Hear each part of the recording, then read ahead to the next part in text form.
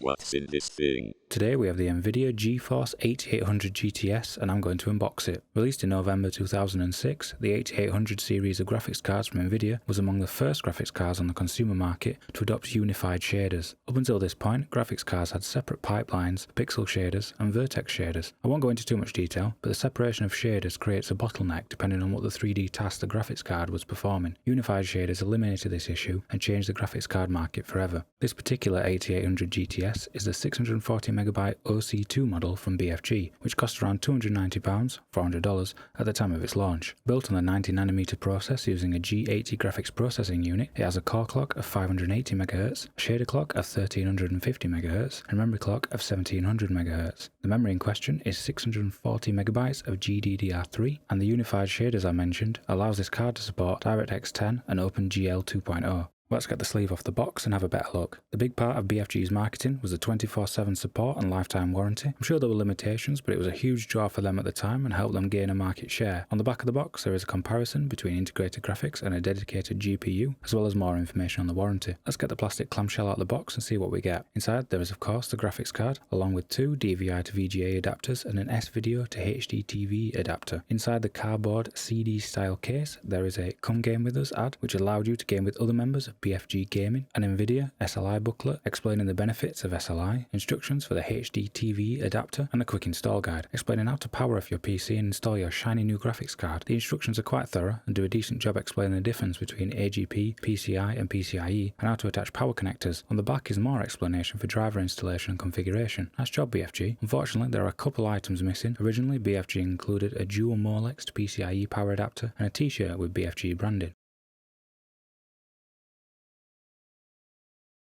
That's everything on the 8800 GTS 640 for the moment, but I plan to do a teardown and gaming test soon. Thanks for watching, hopefully this is useful to someone.